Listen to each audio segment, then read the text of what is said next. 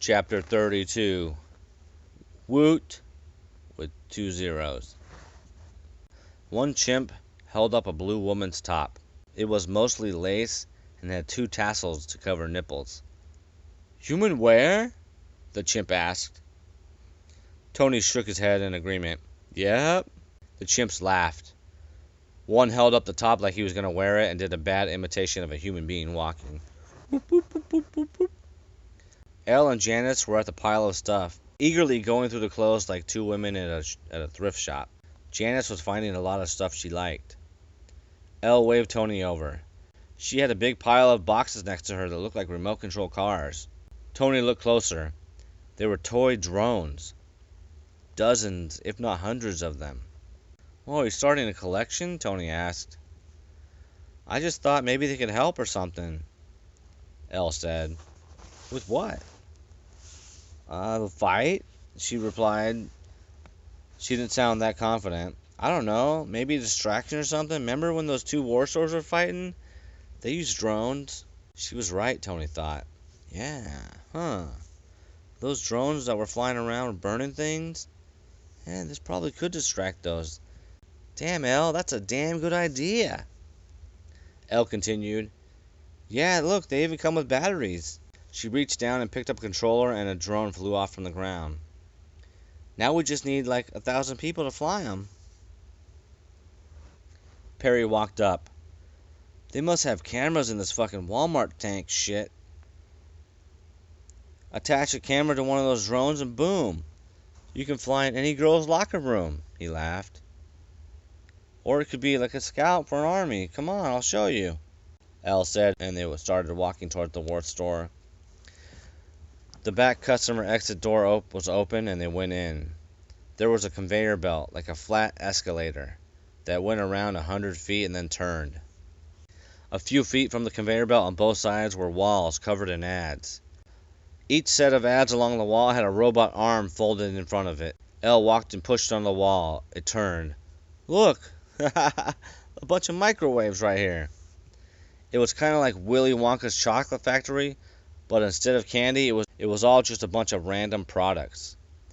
It was also like being in an amusement park after it was closed with all the rides turned off, since nothing was moving and all the screens and robotic arms were off. They could only imagine what it was like in its full glory. Perry ran over to a wall and pushed it open. It was the rainbow dildos section. He ripped open a box and started throwing them over his head like a celebration in a pile of cash. "Yay!" he yelled. "My favorite!" as he threw rainbow dildos over his head. Then he looked around and seemed to get sad. He looked down at the rainbow dildos. "These remind me of her." "What? The pregnant chick?" Tony asked. Okay. Perry's looking at Tony and Elle. "You promise not to get mad?" Elle replied, "Who am I, your mom?" Tony looked at Perry and knew that face. "You fucked Candy, didn't you?" Perry smiled and said nothing. Tony and Elle both yelled, "What?" Elle continued, "Oh my God, you're disgusting." Tony made a face and asked, "Oh, yeah, man, isn't that how AIDS started?"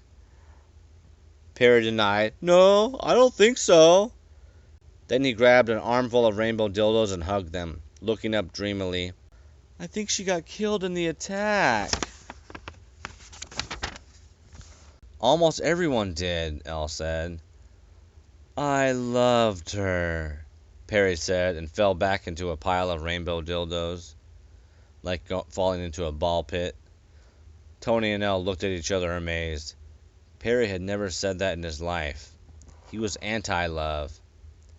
"Dis good," a chimp rummaging in front of them said. Humans went over to look what he was talking about. He was rummaging through what looked like a medieval armory. Swords, battle axes, armor, morning stars. "Oh man, we could probably use some of that," Tony thought.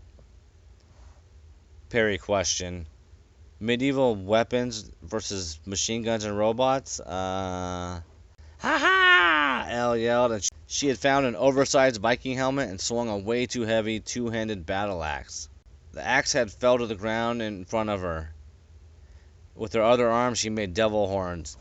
Metal! Perry and Tony laughed at her display of Viking metal. The humans and chimp gathered the weapons and armor and started taking them outside of the war store.